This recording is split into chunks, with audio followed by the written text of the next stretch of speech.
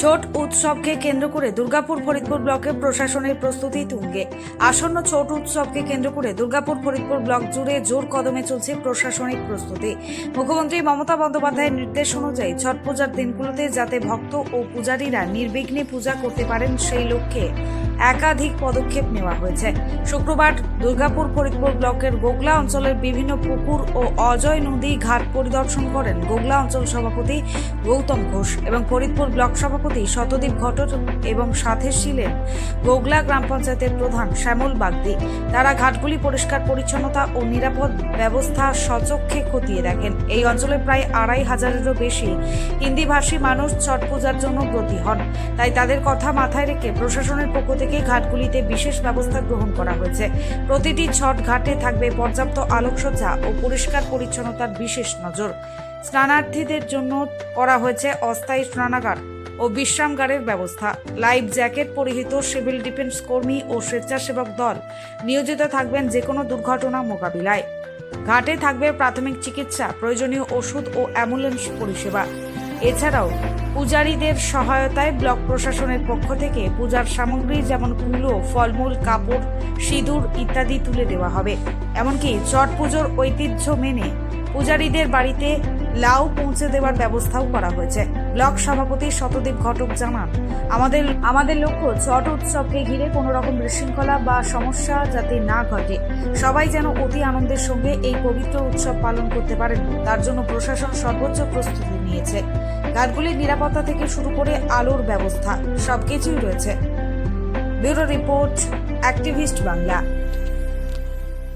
দেখুন, আমাদের দুর্গাপুর ফরিদপুর ব্লকে প্রায় ২৫০০ থেকে ৩০০০ সবাই পরিবার মিলে ছোটঘাটের সবাই আসে এবং আমাদের যারা হিন্দিভাষী আছেন তারা বর্তমানে আমাদের এই বাংলারই ঐতিহ্য, এই ছোটঘাট, এই ছট পুজো, সেই ঐতিহ্যকে সামনে রেখে পরে আমরা সবাই মিলে আমার গোগলা অঞ্চলের অঞ্চল সভাপতি থেকে গৌতম দা থেকে শুরু করে প্রধান থেকে শুরু করে শ্যামল বাগদি দা থেকে শুরু করে এবং রাম উদয় দা থেকে শুরু করে এবং সর্বোপরি আমরা সবাই প্রতিটা ঘাটকে পরিদর্শন করছি, যাতে যারা পুণ্যার্থী যারা আছে তারা যাতে কোথাও অসুবিধায় না পড়ে তার সেই ব্যবস্থাপনাগুলোকে আমাদের নিজেদের নজরে রাখা এবং আগামী দিন আরও সুন্দরভাবে তারা পুজো করুক।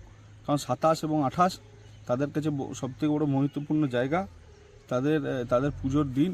এবং কালকে লাউ ভাত, পরশু দিন পায়েস ভাত, এই সব পার করেই তারপরে ২৭, ২৮ সন্ধ্যেবেলায় তারা পুজো করবেন এবং ২৮ তারিখে সকালবেলায় তারা সূর্যকে পুজো করে পরে তারা নিজেদের বাড়িতে সবাই ঠেকুয়া থেকে শুরু করে আরও কলার কান্দি থেকে শুরু করে সব ফল নিয়ে পরে তারা নিজের বাড়িতে যাবে এবং তাদের বাড়িতে গিয়ে পরে আমরা সবারই তাদের সাথে দেখা সাক্ষাৎ করে পরে আমরা সবাই প্রসাদ সব কিছু গ্রহণ করবো এবং তার সাথে আনন্দ সহকারে আমরা এই ছট পুজোকে মানাতে চাইছি।